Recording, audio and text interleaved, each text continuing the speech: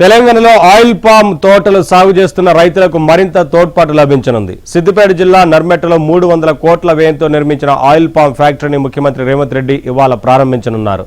దీంతో పాటు రిఫైనరీ పరిశ్రమకు శంకుస్థాపన చేయనున్నారు.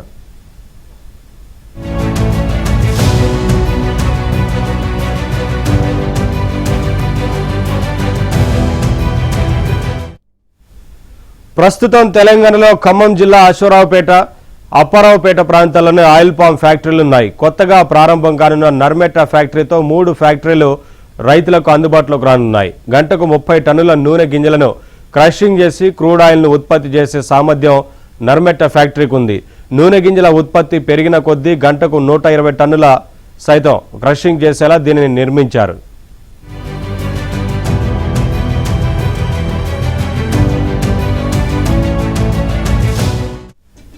దేశంలోనే తొలిసారిగా అత్యాధునిక మలేషియా టెక్నాలజీతో ఈ ఫ్యాక్టరీ రూపుదిద్దుకుందని అధికారులు చెప్పారు.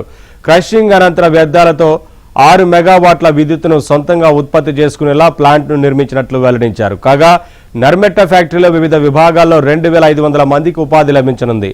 రిఫైనరీ పరిశ్రమ ప్రారంభమైతే క్రూడ్ ఆయిల్ను రిఫైనరీ ఆయిల్గా వేరు చేసి ఇక్కడే ప్యాకెట్లలో నింపుతారు.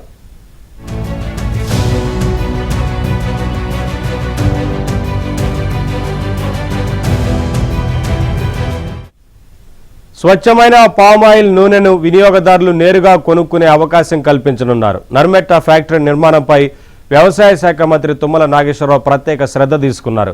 ఈ నేపథ్యంలోనే 16 నెలల్లోనే ఫ్యాక్టరీ ప్రారంభానికి సిద్ధమైంది.